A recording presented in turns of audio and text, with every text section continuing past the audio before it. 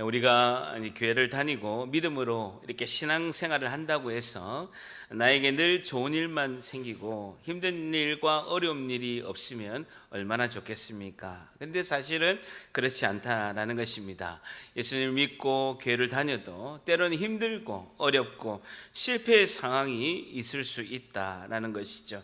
그럼에도 불구하고 우리가 하나님을 믿는 성도이기 때문에 고통과 실패와 아픔 속에서도 주님을 의지하고 말씀과 기도로 교회 공동체 안에서 극복해 나갈 수 있는, 이길 수 있는 힘을 하나님께서 주신다라는 것이죠. 고통과 고난이 없을 수는 없습니다. 우리가 이렇게 확률적으로 보더라도 국민일보 기사를 보니까 사고가 나고 사건이 일어나고 병원에 가고 그다음에 건강이 좀 안 좋고 이 확률이 불신자나 성도나 확률이 똑같다라는 것입니다. 그럼에도 불구하고 우리에게 유익이 뭐냐? 그것을 이겨낼 수 있는 힘을 하나님께서 주시는 줄 믿습니다. 우리가 실패 앞에서 실패 원인을 똑바로 보고 그 상황에서 자신을 바라보는 것이 유익함이 있는 것이죠. 그리고 또한 그 안에서 하나님이 주시는 그 교훈을 우리가 실패 안에서 받아들일 때 실패는 그 인생을 헤쳐나가는 또 다른 기회를 하나님께서 제공해 주신다라는 것이죠. 실패 교훈을 통해서 나를 바라보고 그리고 그 안에서 하나님이 주시는 그 교훈을 받아들일 때 실패는 우리 인생을 헤쳐가는 또 다른 기회를 하나님이 주신다라는 것입니다. 그리고 실패를 통해서 하나님의 뜻과 섭리를 깨닫게 되고 더욱더 하나님 곁에 다가설 수 있는 좋은 기회가 된다라는 것이죠. 우리가 지난주까지 출애굽기 2장의 전반부를 통해서 모세의 출생 사건을 통해서 하나님의 특별한 주관적인 섭리 그리고 하나님의 인도하심, 우리가 최선을 다하는 그 믿음에 대해서 우리가 한번 살펴보았습니다. 오늘 출애굽기 2장 11절부터는요, 이 모세의 삶을 통해서 하나님의 백성이 이 땅에서 하나님의 뜻을 배워가는 과정은 어떤 것인지 다시요. 우리가 오늘 11절부터 살펴볼 것인데 모세의 삶을 통하여 하나님의 백성이 이 땅에서 하나님의 뜻을 배워가는 과정이 있다라는 거예요. 하나님 뜻을 배워가는 과정이 있는데 그 배워가는 과정은 무엇이고 성도가 이 땅에서 삶을 살아갈 때 실패 앞에서 실패를 통해서 하나님 주신 교훈은 무엇인지 자세히 한번 살펴보고자 합니다. 실패 앞에서 실패를 통하여 하나님 주시는 교훈은 무엇인지 오늘 자세히 한번 살펴보고자 합니다. 자, 2장 12절 출애굽기 2장 12절 한번 다 같이 읽습니다. 시작. 모세가 장성한 후에 한 번은 자기 형제들에게 나가서 그들이 고되게 노동하는 것을 보더니 어떤 애굽 사람이 한 히브리 사람 곧 자기 형제를 치는 것을 본지라. 모세가 장성한 후에 한번 줄 보십시오. 우리가 10절까지는 모세가 태어난 출생 사건이고요. 모세가 장성한 후에라는 애굽 왕조로서의 지금 40살이 되었습니다. 몇 살이 되었다고요? 40살이 돼요. 모세가 이제 출생하고 나서 애굽 왕자로서의 삶이 40년이 된 후에라는 뜻입니다. 모세가 애굽의 왕실에서 자녀가 없는 하셉슈트의 공주의 양자로 자라면서 교육을 받았던 그 40년의 시간이 지났습니다. 그럼 모세는 지금 어떻겠습니까? 그 당시 최고의 강국이 애굽이었습니다. 애굽에서 40년 동안 왕자의 수업을 받았습니다. 그러니까 모세는 자기가 생각할 때 어떻게 합니까? 나는 특별한 사람이요 라는 것이죠. 나는 굉장한 사람이다 라는 그 자부심을 가지고 있고 그 굉장한 사람임을 자기가 인식하는 그 시절이 40년 동안의 왕자의 시대라는 것이죠. 이것을 영어로 보면요, I am somebody라는 거예요. somebody. 나는 특별한 사람이라.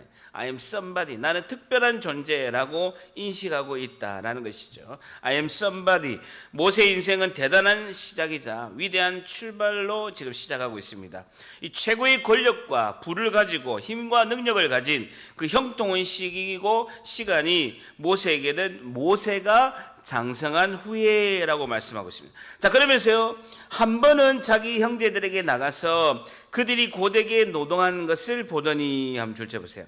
모세는 어릴 때부터 어머니로부터 젖을 먹으면서 자신이 누구인지 정체성을 교육을 받았습니다. 그리고 하나님에 대한 신앙교육, 너는 히브리 민족이야, 애굽 사람이 아니고 히브리 민족이고 너는 하나님의 백성이야, 이것을 어머니로부터 신앙교육과 정체성의 교육을 받았습니다. 근데 한 번은 자기 마음에는 항상 자기 형제들, 자기 민족, 자기 동족에 대한 마음이 있죠. 그래서 히브리 백성들이 애굽 사람에게 어떻게 삶을 사는가를 늘 돌아보고 있었는데, 한 번은 애굽 사람에 의해서 자기 동족이 한 사람이 고통당하는 모습을 봤을 때 그의 마음에는 정의감과 울분이 끌어오고 있는 거예요. 자기 동족에 대한 마음이 갑자기, 자기는 왕궁에서 이렇게 잘 살고 있는데 나의 동족, 나의 민족은 저렇게 고통 속에 있구나라고 그 마음속에 있는 그런 미안함과 그런 동족에 대한 그런 이제 측은한 그 마음이 있었는데, 한 번은 보니까 너무나 애굽 사람이 자기 동족을 고통스럽게 하니까 그 정의감과 울분이 끌어오르게 되어 있는 것이죠. 자, 그럴 때 어떤 애굽 한 사람이 히브리 사람 곧 자기 형제를 치는 것을 본지라라는 것이죠. 이 사건이 하나 생기는 거예요. 사건이 자신 앞에 서게 되는데, 어떤 애굽 사람이 자기 민족 한 히브리 사람을, 자기 형제를 치는 것을 모세가 보게 된 것이죠. 이때 모세는 이제 고통받는 자기 민족에 대한 그 백성의 고통을 벗어나게 해야 된다라는 생각이 들게 되고, 모세의 새로운 역사가 지금부터 시작하고 출발하게 되는 것입니다. 여러분, 우리가 1910년이 우리가 어떤 시간입니까? 우리가 잘 알고 있는 지금으로부터 112년 전에는요, 일본이 우리나라를 침범해서 식민지를 했던 그 시간이 1910년입니다. 그래서 왠지 우리의 피 속에는 과거 식민지 시절의 고통에 대한 그 일본을 향한 분노와 울분이 있는 거예요. 괜히요, 외국 가도 보면요, 일본 사람 만나면요 괜히 싫어요. 중국 사람, 대만 사람, 일본 사람이 동남아나 해외 가면 제일 많이 만나는 우리 이제 아시아인들인데, 그냥 중국 사람하고 대만 사람 보면 그렇게까지는 안 하는데요, 일본 사람 보면요 그렇게 싫어요. 일본 말하는 사람 보면 싫어하고, 대부분이 또 외국에서는 우리 보고 재패니즈, 일본 사람이냐고 물어봅니다. 그런 것도 또 싫고, 어쨌든 뭐 올림픽이나 아시안 게임이나 월드컵이나 다른 나라는 몰라도 일본은 반드시 우리가 이겨야 하는 공동된 그 민족 의식이, 그 식민지 시절의 고통에 대한 일본을 향한 분노와 울분이 우리 피 속에 있다라는 것이죠. 어쨌든 이 막강한 권력자 하셉슈트의 양자인 모세는 자기의 능력과 힘으로 이 상황을 해결하려고 합니다. 12절 같이 있습니다. 12절 시작. 좌우를 살펴 사람이 없음을 보고 그 애굽 사람을 쳐 죽여 모래 속에 감춘다. 좌우를 살펴 사람이 없음을 보고, 한번 줄쳐보세요. 좌우를 살펴도 아무도 없음을 확인하고 고통받는 자신의 동족 형제를 위해서 모세는 자기 힘으로, 자기 능력으로, 왕자의 권세로 그 애굽 사람을 죽이고 모래 속에 감추게 되었다라는 것이죠. 출애굽기 2장 11절 12절 이 두 절을요, 히브리서 메모하시겠습니까? 성경에 쓰세요. 히브리서 11장 24절에서 26절은 이것을 이렇게 해석하고 있습니다. 히브리서 11장 24절에서 26절은 모세의 이런 생각과 위대한 결단을 성경 히브리서 11장 24절에서 26절은 이렇게 말씀하고 있다는 거예요. 주보를요, 여러분 주보를 출애굽기 2장에 딱 띄우시고요, 히브리서 11장 24절에서 26절 갑니다. 신약 성경 366페이지, 신약 성경 366페이지, 히브리서 11장 24절에서 26절, 히브리서 11장 24절에서 26절, 신약성경 366페이지입니다.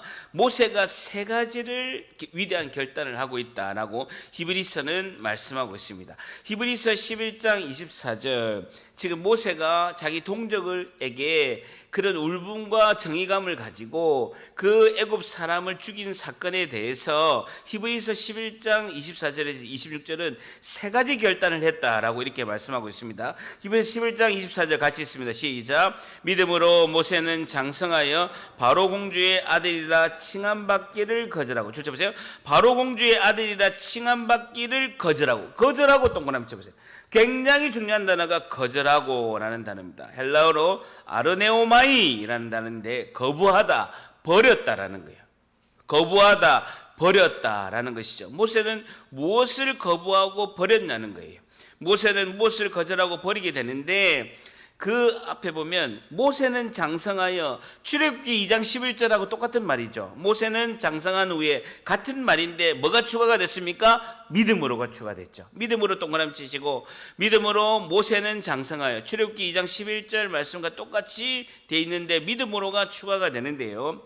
무엇을 거절했냐는 거예요. 첫째, 바로의 공주의 아들이라 칭함을 거절했다는 거예요. 첫째는 뭡니까? 명예와 권세를 거절했다는 거예요. 명하십시오. 명예와 권세를 모세는 거절했다는 거예요. 명예와 권세를 거절했다라는 것이죠. 첫 번째, 모세가 믿음으로 명예와 권세를 거절했다는 겁니다. 애굽 왕의 무남 동료 공주의 아들이었던 대단한 명예와 권세는 그 자체만으로도 대단한데, 이미 가진 명예와 권세가 엄청남에도 불구하고 모세는 거절했다는 것이죠. 하셉슈트의 공주의 그 양자로서의 엄청난 그런 명예와 권세를 모세는 거절했다라는 것이죠. 자, 두 번째 믿음으로 거절한 것은 두 번째 25절 한 번 더 읽습니다. 시작. 도리어 하나님의 백성과 함께 고난받기를 잠시 죄악의 낙을 누리는 것보다 더 좋아하고, 낙을 누리는 것보다 고난받기를 더 좋아하고. 하나님, 고난받기를 쭉 줄쳐보세요. 잠시 죄악의 낙을 누리는 것보다 더 좋아하고. 두 번째 무엇을 거절했냐면요, 쾌락을 거절했다. 뭘 거절했다고요? 쾌락을 거절했다라는 겁니다. 모세가 첫 번째 거절한 건요, 명예와 권세를 버렸다라는 것이죠. 거부하고 버렸고, 두 번째 버린 것은 쾌락을 거부하고 버렸다라는 겁니다. 여러분, 인생을 즐기는 것 그 자체가 나쁜 것은 아닙니다.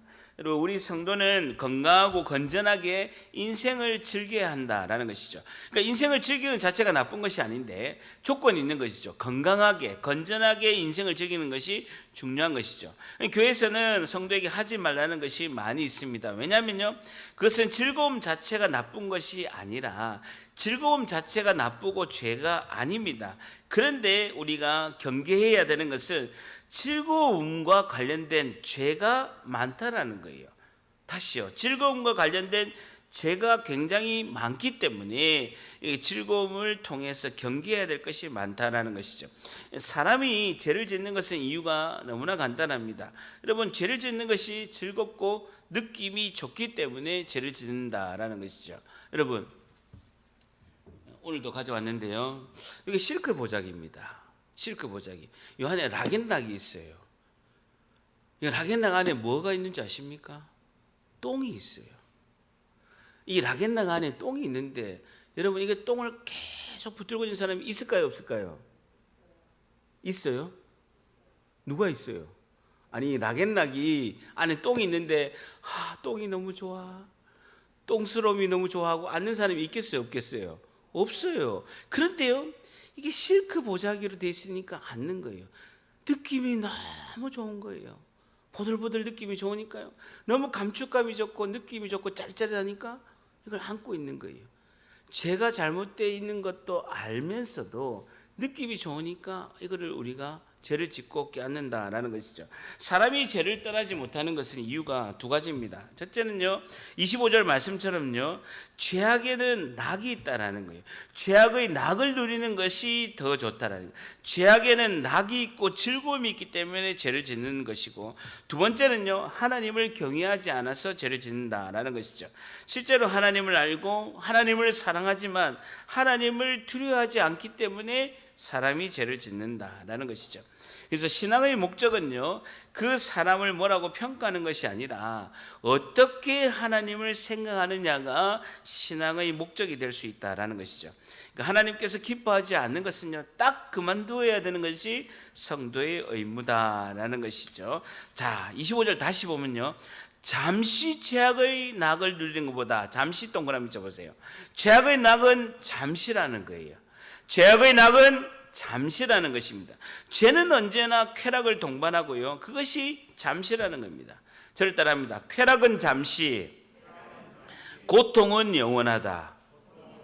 쾌락은 잠시인데 고통은 영원하다라는 것이죠. 그래서 모세는 쾌락보다는 자기 민족 동족을 위하여 고난을 받는 것이 훨씬 더 가치가 있다라는 사실을 믿음으로 모세가 알게 되었다라는 것이죠. 그래서 모세는 잠시 죄악의 낙을, 즐거움을, 죄를 짓는 것을 누리는 것보다 하나님의 백성과 함께 고난을 받는 길을 선택하게 되었다라는 것이죠. 자, 마지막 세 번째는요, 26절 같이 했습니다. 시작. 그리스도를 위하여 받는 수모를 애굽의 모든 보화보다 더 큰 재물로 여겼으니 이는 상주심을 바라봅니다. 수모를 애굽의 모든 보화보다 더 큰 재물로 여겼다. 줄쳐 보세요. 세 번째 거절은 뭐냐면요, 거부하고 버린 것은 뭐냐면요, 부요합니다.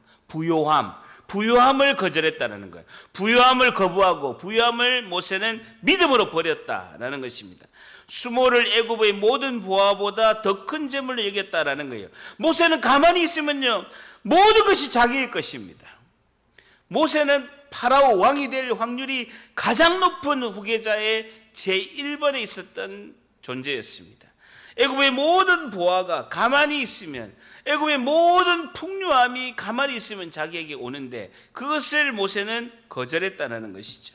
자, 그런데 보면요, 그리스도를 위하여 받는 수모를이라고 말하고 있습니다. 예수 그리스도를 위하여 받는 수모를 모세가 더 기뻐했다라는 것입니다. 모세는요, 예수님 오시기 전에 1480년 전의 인물입니다. 예수님 오시기, 이 땅에 오시기 전에 1480년 전의 인물이 모세입니다. 그런데 어떻게 모세가 예수 그리스도를 위해서 받는 수모를 당했다라고 성경은 히브리서 11장 26절에 말씀하고 있는 거예요. 여러분, 뭐가 맞지가 않잖아요. 모세가 예수님 오시기 1480년 전의 인물인데 모세가 그 받는 수모가 그리스도를 위하여 받았다라고 성경은 말씀하고 있어요. 어떻게 모세가 1480년 전에 예수님 오시기 전에 인물임에도 불구하고 어떻게 예수 그리스도를 위하여 수모를 받았다라고 성경은 기록하냐는 것이죠. 여러분, 예수 그리스도를 위해서 살고 예수 그리스도를 위해서 죽고 예수 그리스도를 위해서 수모를 당하는 것은요, 추상적이고 먼 관념적인 이야기가 아닙니다. 여러분, 하나님을 위해서, 우리 하나님 백성을 위해서 사는 것이 하나님을 위해서 사는 것이고, 우리가 이웃을 사랑하는 것이 꼭 하나님 사랑하는 것과 똑같다라는 거예요. 다시 말해서 어려운 하나님의 백성을 위해서 내가 수모를 당하고 어려움을 당하고 같이 힘들어하고 같이 어려워하면 그것이 예수님을 위해서 당하는 수모라는 거예요. 다시요. 내가 하나님의 백성을 위해서 돕고 하나님의 백성을 위해서 같이 힘들고 하나님의 백성을 위해서 내가 고난을 당하면 예수 그리스도를 위해서 수모를 당하는 것과 똑같다라는 것이죠.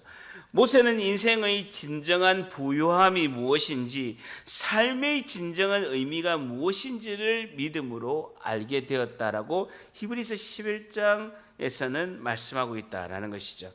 그것을 우리가 누리고 소유할 수 있는 재물에 있는 것이 우리의 삶의 의미가 있는 것이 아니라 하나님을 사랑하고 주의 백성을 위하는 것이 진정한 인생의 부요함이 있기 때문에 모세는 부요함을 거절하고 버렸다라는 것이죠. 26절 한 번 더 같이 있습니다. 시작. 그리스도를 위하여 받는 수모를 애굽의 모든 보화보다 더 큰 재물로 여겼으니 이는 상주심을 바라봄이라. 줄쳐 보세요.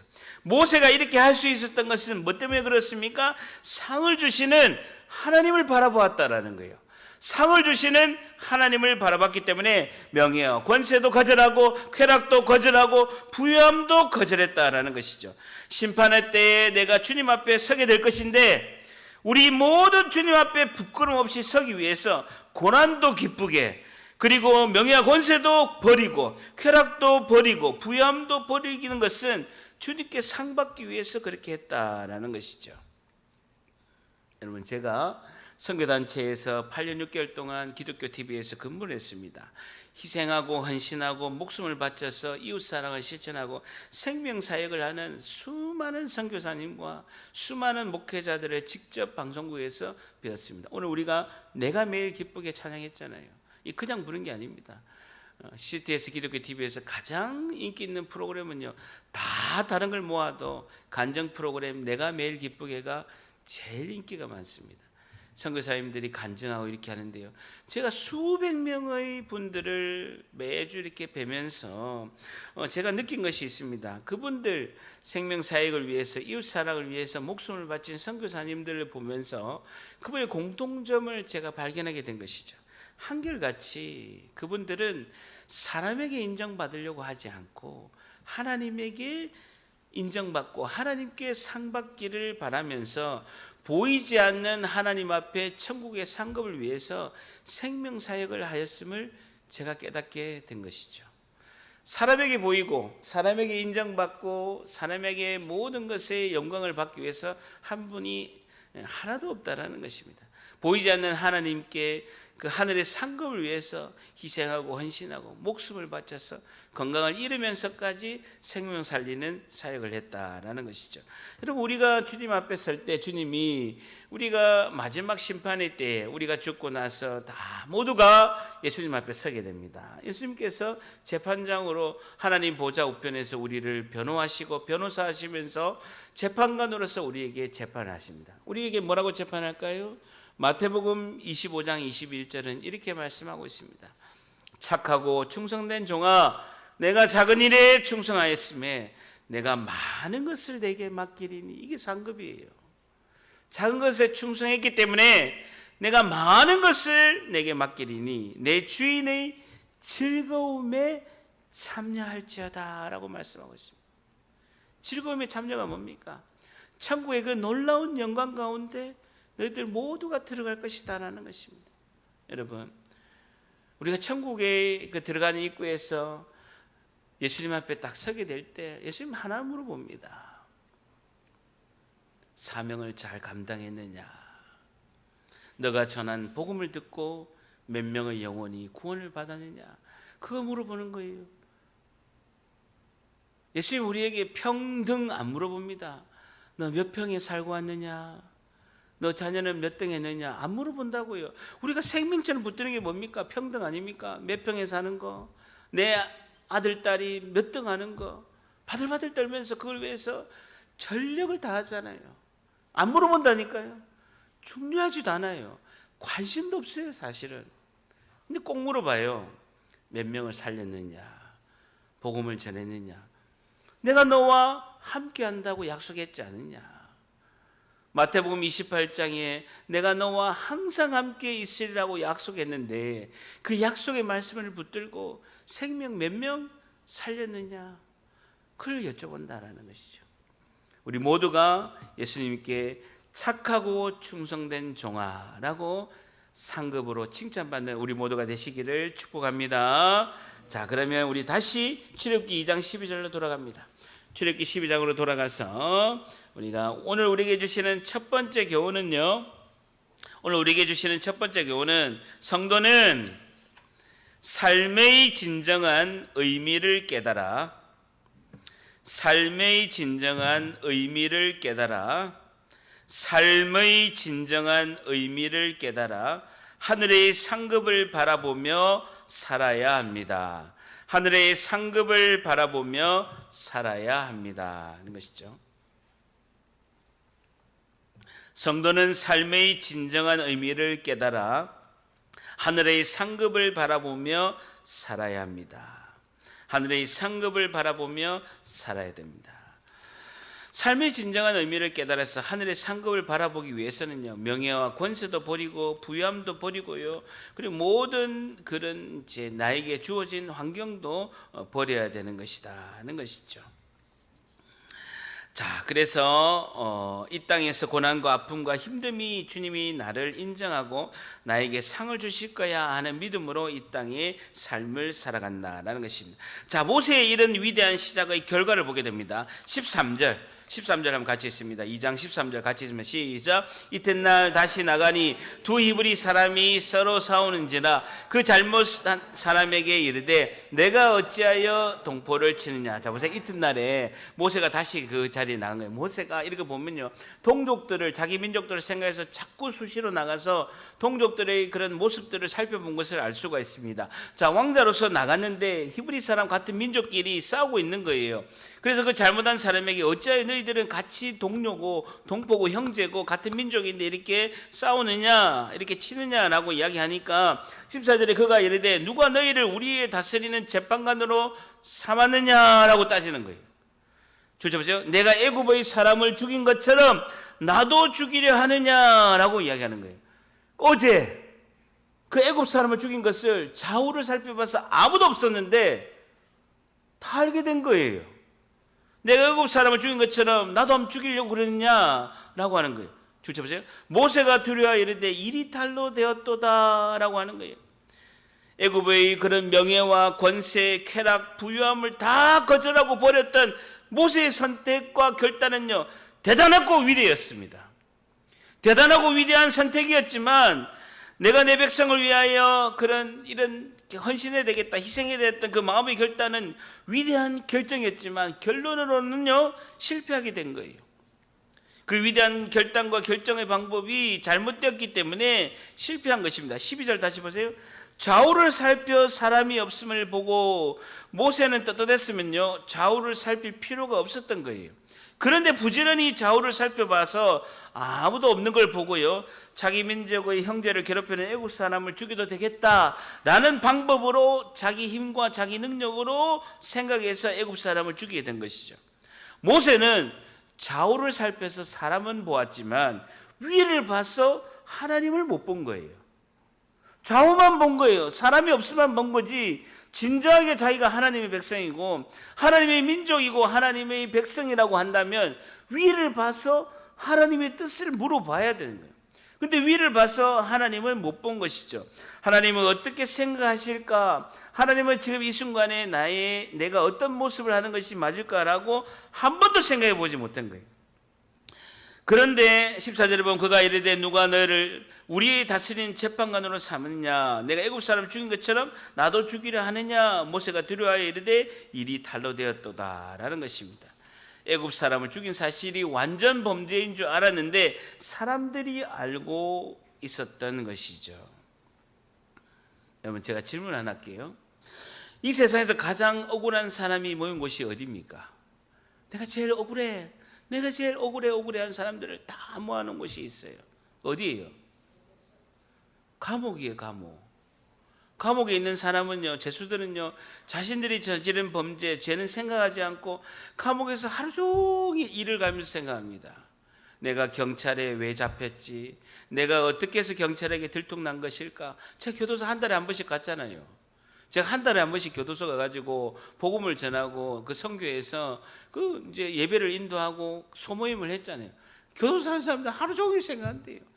내가 그때 어떻게 하다가 경찰한테 잡혔지? 내가 왜 들통이 났지? 이렇게 하면 내가 안 들키고 안 잡혔을 건데 감옥에서 내가 왜 이렇게 잡혀가지고 억울해 하는 거예요. 자기 지은 죄는 생각 안 하고요. 우리 성도의 목적과 목표도 중요하지만 성경은요, 방법과 과정이 더 중요하다는 거예요. 모세가 자기 민족을 위해서 도와주고 자기 민족을 해방해야 되겠다는 그 목적과 목표는 정확하게 위대한 결단이었습니다. 그런데요, 방법과 과정이 너무나 중요한데 그것을 놓쳤다라는 거예요. 사람을 죽이면 안 된다는 거예요. 하나님 뜻과 하나님 방법이 아닌 자기의 생각과 자기 방법대로 행하면 그것이 선한 목적이라도 죄가 된다라는 것이죠. 교회에서는 세상보다 훨씬 더 높은 도덕적인 수준의 가치를 교회는 요구합니다. 마태복음 5장 28절도 예수님께서 이렇게 말씀하셨습니다. 나는 너에게 이르노니 음욕을 품고 여자를 보는 자마다 이미 마음에 간음하였느니라 라고 말씀하고 있습니다. 세상의 윤리 잣대보다도 훨씬 더 높은 수준의 요구하는 것이 교회에서 적용되어야 된다라는 것이죠. 자, 여러분, 모세의 실패 원인은요, 첫 번째, 하나님의 때를 기다리지 못했다라는 거예요. 모세는 하나님의 때를 기다리지 못해서 성급하게 서둘러서 행동한 거예요. 자기의 분노와 정의감으로 사람을 죽인 것은 하나님의 때를 기다리지 못했다라는 것입니다. 하나님의 때, 하나님의 때가 분명히 있는데 그 하나님의 때를 모세가 기다리지 못했다는 것이죠. 그래서 하나님께서는 모세가 자기 힘과 자기 혈기가 빠진 모세가 80세가 되어서야 이스라엘 백성을 출애굽시키는 거예요. I am somebody, 나는 특별한 사람이야 하면요, 하나님 절대 일 안 하십니다. I am nobody, 나는 아무것도 아닙니다. 하나님, 나는 아무것도 할 수 없는 존재, 아무것도 아닌 사람입니다. I am nobody. 이럴 때 하나님 일하시는 거예요. 하나님이 주도적으로 일하시려면요, I am somebody에서는요 아무 일도 안 하십니다. 혈기가 드글드글하고요, 내 고집과 아집과 내 생각이 있을 때는요 하나님 아무 일도 안 하십니다. 나는 아무것도 아닌 사람입니다. 이 고백이 있을 때 하나님이 기다리시고 그때 돼야 일을 하신다라는 것이죠. 모세의 실패의 원인 두 번째는요, 하나님이 기뻐하시지 않는 방법을 선택했다라는 거예요. 하나님이 기뻐하시지 않는 방법을 모세가 선택했다는 것이죠. 하나님의 뜻이 이루어지려면 하나님이 기뻐하시는 방법으로 해야 되는데, 아무리 동족을 괴롭히는 사람이라도 사람을 죽이는 방법은 하나님이 기뻐하시지 않는 방법이라. 애굽 사람을 죽이는 방법은 하나님이 기뻐하시지 않은 방법을 모세의 혈기와 모세의 힘과 모세의 권력으로 선택했다라는 것이죠. 하나님 기뻐하시지 않은 방법으로 하나님 일을 하면 반드시 실패의 결과가 올 수 있다라는 것이죠. 오늘 우리에게 주시는 두 번째 교훈은요, 성도는 하나님의 때를 기다리며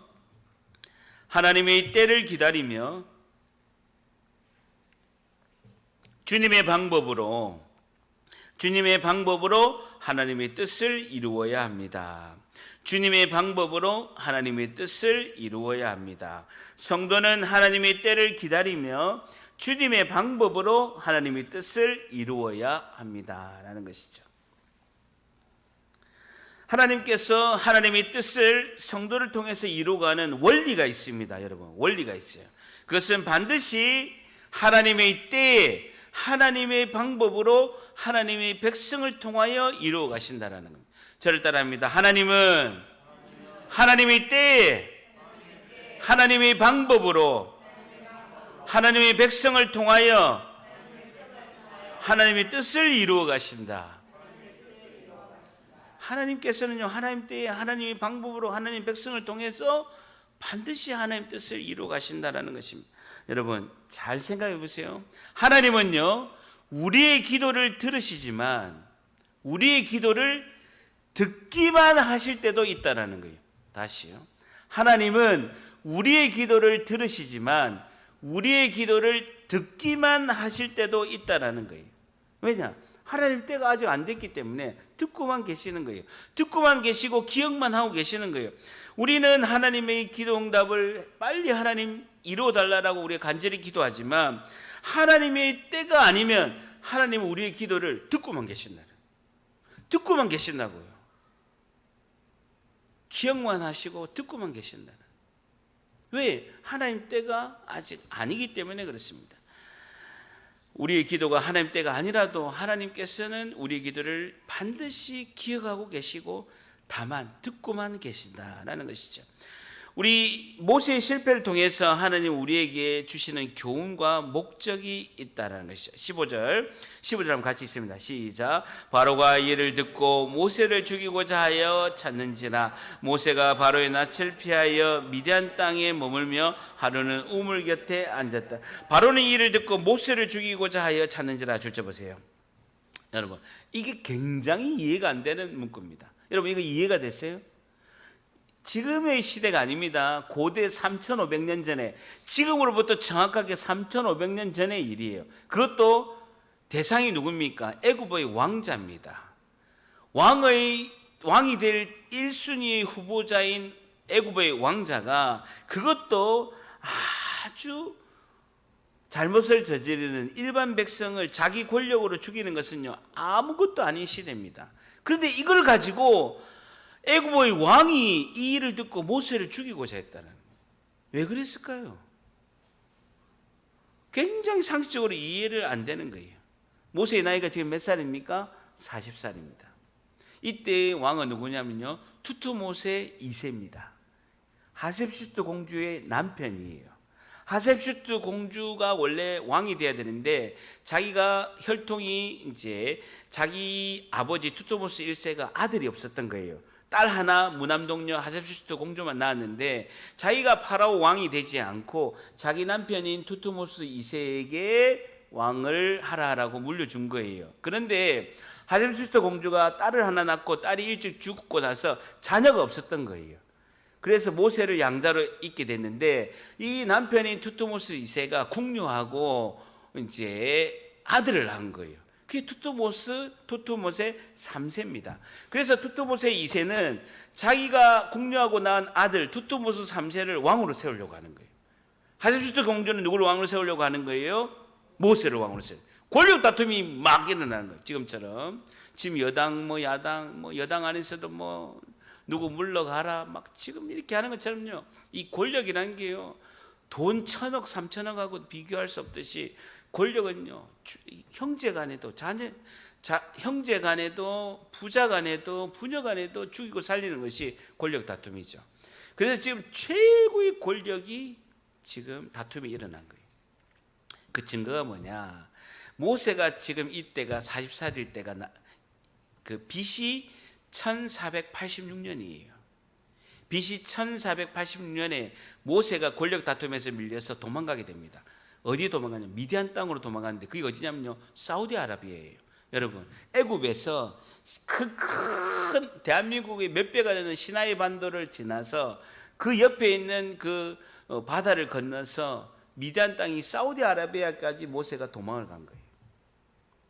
이때가 BC 1486년인데 이집트 역사에 있어서 1486년경에 투트모세 3세가 왕이 되었어요. 권력에서 밀리자 말자 자기 궁녀하고 낳은 아들을 왕으로 세우는 거예요. 이 권력 다툼이 있었다는 증거가 성경의 배경과 똑같이 이루어지는 것이죠. 어쨌든 권력 다툼에서 모세가 이렇게 밀리게 된 빌미를 모세가 제공하게 된 것이죠. 이것이 모든 것이 하나님 뜻과 하나님의 섭리다라는 것이죠. 자, 그런데 모세가 바로의 낯을 피해서 미디안 땅에 머물며 사우디아라비아까지 도망가게 되는데 하루는 우물 곁에 앉게 됩니다. 자, 앉게 되는데 16절 같이 있습니다. 시작. 미디안 제사장에게 7딸이 있었던데 그들이 와서 물을 길어 구유에 채우고 그들의 아들의 양떼에게 먹이려 하는데, 자 보세요. 미디안 제사장에게는 7딸이 있었는데 그 7딸들이 와서 물을 길어서 구유에 채우고 그 아버지의 양떼에게 물을 먹이려고 딱 온 거예요. 자, 17절에 목자들이 와서 목자들 앞에다 갈로 치고 나쁜 깡패 목자, 나쁜 깡패라고 갈로 달아보세요. 나쁜 깡패 목자들이 와서 이 딸 7명을 쫓아보내는 거예요. 자, 그런데요, 모세가 그걸 딱 보고 줄 쳐보세요. 모세가 일어나 그들을 도와 동그라미 쳐보세요. 도와 그 양떼에게 먹이니라 라는 것이죠. 모세가 어떻게 했냐면요, 이 도와라는 단어가 히브리 원어를 보니까 야샤라는 단어인데요, 구원하다라는 뜻이에요. 구원하다.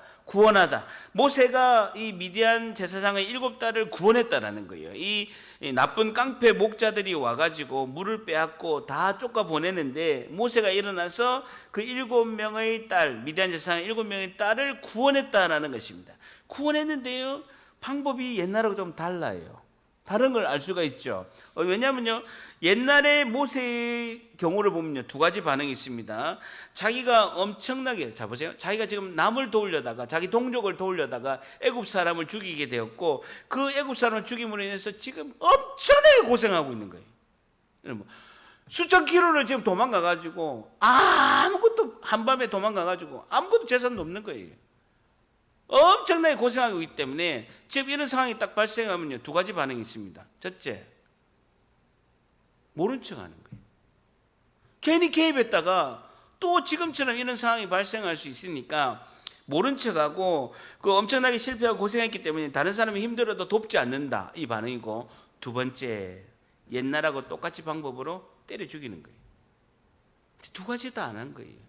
실패의 교훈을 알고 있기 때문에 모세가 정신 차려서 돕지 않은 것도 아니고 때려 죽이는 것도 아니고 정확하게 쫓아내고 그 7명의 딸들을 구원하는 방법을 쓰는 하나님의 방법으로 이렇게 가는 것을, 변화된 삶을 볼 수가 있다라는 것이죠. 그냥 쫓아내기만 한다라는 것이죠. 어쨌든 실패의 교훈으로 그런 변화의 유익함이 있었다라는 것이죠. 자, 어쨌든 우리도 이제 교회 생활 하다 보면요, 봉사 헌신하고 또 뭐 행사하고 뭐 특히 이제 주일학교 이제 여름 캠프, 겨울 캠프 하면 제일 큰 행사잖아요. 그럼 막 온 집사님들, 교사들 다 동원하고 막 큰 일을 이렇게 많이 합니다. 근데 제가 왜 이렇게 릴레이 금식기도 하고 기도해달라고 강조하냐면요, 이 교회 여름 성경학교, 겨울 성경학교 할 때마다요, 꼭 시험된 분이 있어요. 그래서 내가 다시는 교사 안 하겠습니다 하는, 우리 교회는 그렇게 없는데 제가 섬기는 교회마다 목사님 나 교사 안 할래요. 왜요? 쟤 때문에 안 할래요 하는 사람이 꼭 있다라는 거예요. 쟤 때문에 내가 못 하겠어요 이렇게 하는 사람이 있다라는 거예요. 자, 그럴 때는요, 시험이 딱 오면 좀 더 다른 태도로, 새로운 마음가짐으로 신앙의 발전과 전진을 위해서 다른 이렇게 방법을 통해서 내가 무엇을 수정해야 되고 변화를 해야 되는가, 이렇게 하면 유익함이 있다라는 것이죠. 자, 18절에 보면 그들의 아버지 르우엘, 동그라미 치세요.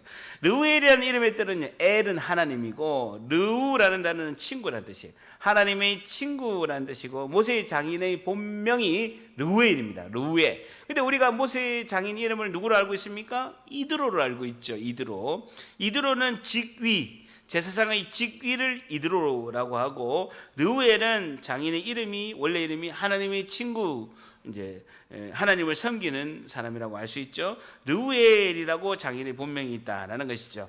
어쨌든 모세의 장인 르우엘에게 이를 때까지 그들이 이제 자기 7명의 이제 딸들이 아버지 르우엘에게 이르가서 아버지에게 이르되, 아버지가 너희가 오늘 어찌하여 이같이 빨리 이렇게 양에게 물을 주고 이렇게 빨리 왔느냐라고 물으니까 19절에 그들이 이르되, 한 애굽 사람, 누굽니까? 모세가 우리 목자들, 나쁜 깡패 목자들의 손에서 건져내고 구원하고 우리를 위해서 물을 길어서 양떼에게 먹이게 하였나이다 라고 이렇게 보고를 한 것이죠. 자, 20절에 아버지가 딸들에게 이르되, 그 사람이 어디 있느냐? 너희가 어찌하여 그 사람을 버려두고 왔느냐? 그를 청해서 나그네를 잘 대접해야지. 음식을 대접해라. 너희들을 이렇게 구원해 줬으니까 얼마나 이렇게 사람에게 대접해야 되느냐라고 이야기하죠. 21절에 모세가 그와 동거하기를 기뻐하며 그 르우엘, 이드로가 그의 딸, 자기의 딸 십보라를 모세에게 줘서 이제 결혼하게 하는 것이죠. 그래서 22절에 그가 아들을 낳으며 모세가 그의 이름을 뭐라고 했다고요? 게르솜. 게르솜의 뜻은 나그네라는 뜻이죠. 이르되 내가 타국에서 나그네가 되었다는 거예요. 요셉이 첫 번째 아들 이름을 뭐라고 했습니까? 므낫세. 잊어버리자. 형들이 이렇게 한 것을 잊어버리자. 모세는 뭐라고 합니까? 게르솜이랍니다. 내가 나그네가 되었다. 애굽의 왕자에서 내가 나그네가 되었구나. 게르솜이라고 이렇게 지었다라는 것입니다. 자, 23절에 열애 후에 애굽 왕 누구요? 투트모스 3세. 투트모스 3세가 죽었다는, 자기가 권력 다툼에서 왕이 된 투트모스 3세가 죽게 된 거예요. 이제 모세 나이가 이제 40년이 지나서 80세가 다 돼가는 거예요. 애굽 왕 투트모스 3세가 자기가 권력 다툼했던 그 투트모스 2세와 국내에서 낳은 투트모스 3세가 죽었고, 이스라엘 자손은 고된 노동으로 말미암아 단식하여, 줄자 보세요, 부르짖으니, 하나님께 부르짖으니, 그 고된 노동으로 말미암아 부르짖는 소리가 하나님께, 줄자 보세요, 상달된지라. 하나님께 기도했는데 그 기도가 하나님께 상달됐다라는 거예요. 오늘 굉장히 중요한 핵심이 24절, 25절입니다. 24절, 25절 같이 있습니다. 시작. 하나님이 그들의 고통 소리를 들으시고 하나님이 아브라함과 이삭과 야곱에게 세운 그의 언약을 기억하사 하나님이 이스라엘 자손을 돌보셨고 하나님이 그들을 기억하셨더라. 하나님이 그들의 고통 소리를, 동그라미 쳐보세요, 들으시고, 오늘 굉장히 중요한 단어, 들으시고 하나님이 아브라함과 이삭과 야곱에게 세운 언약을 기억하사. 하나님 뭘 기억하셨다고요? 약속을 기억했대요. 우리에게 하신 약속을 기억하셨다라는 거예요. 그리고 25절에 하나님이 이스라엘 자손을 돌보셨고, 동그라미 쳐보세요. 그리고 하나님이 그들을 기억하셨더라. 동그라미. 하나님의 실패한 모세와 고통 속에 있는 하나님의 백성을 잊어버리지 않고 계속 기억하셨다는, 굉장히 중요한 단어가 24절에 들으시고 언약의 약속을 기억하사, 25절에 돌보셨고, 중요한 것은요, 가장 중요한 단어는요, 기억하셨더라라는 겁니다. 기억하셨더라 동그라미 쳐보세요. 히브리어로 야다라는 단어입니다. 알았다라는 거예요. 하나님이 알았다는. 야다가 뭡니까?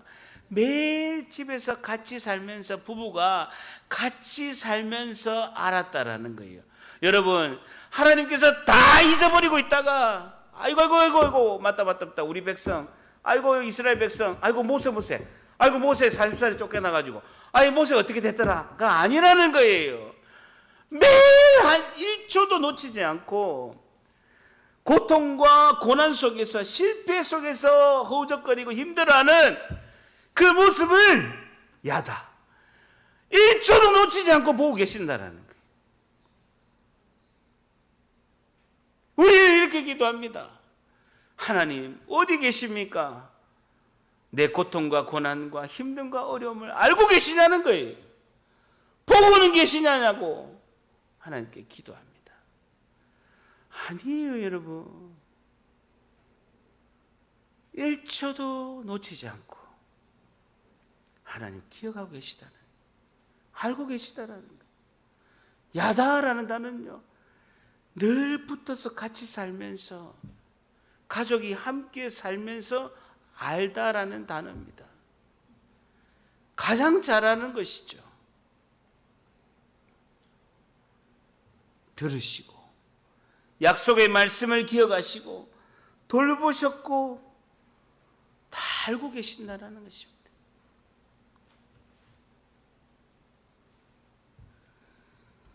하나님, 나에게 하필이면 왜 나에게 이런 고통이 있습니까?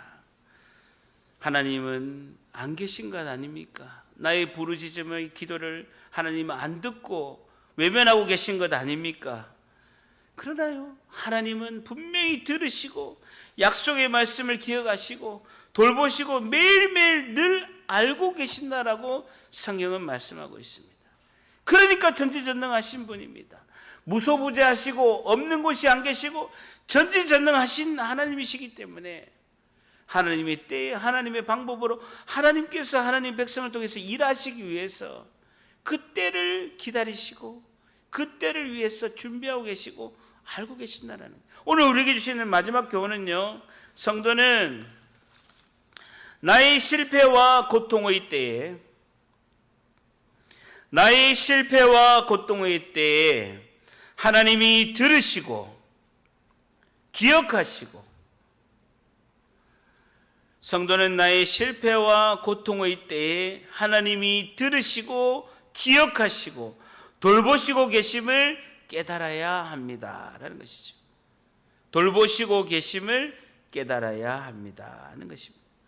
성도는 나의 실패와 고통의 때에 하나님이 들으시고 기억하시고 돌보시고 계심을 깨달아야 합니다 하는 것이죠.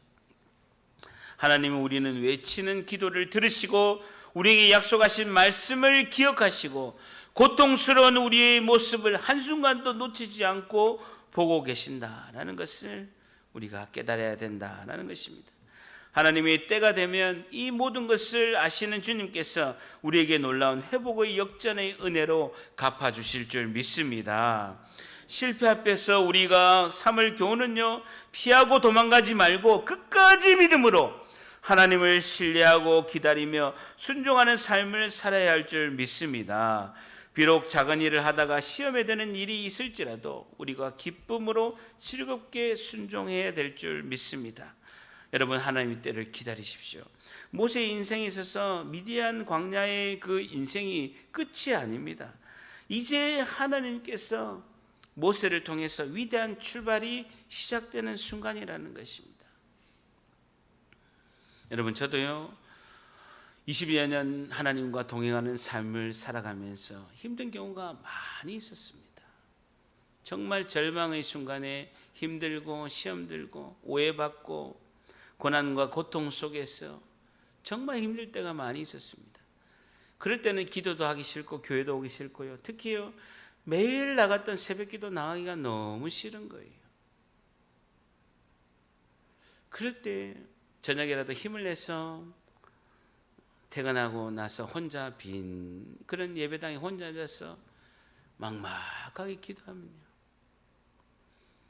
침묵하신 하나님 앞에 제가 이렇게 외칩니다. 하나님, 알고 계시냐고요. 나의 마음을 알고 계시고 나의 중심을 알고 계시고 나의 힘듦을 알고 계시냐고요. 많이 울었습니다. 울음이 깊어지고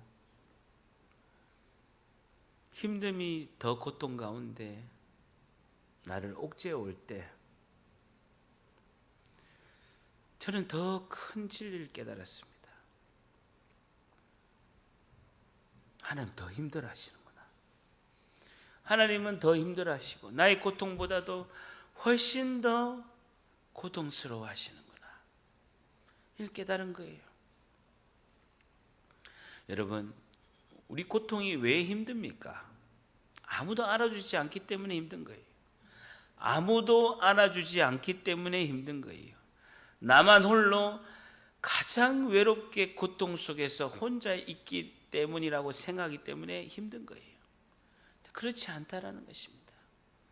하나님은 돌보시고 약속의 말씀을 기억하시고 우리를 1초도 놓치지 않고 보고 계신다는 것입니다.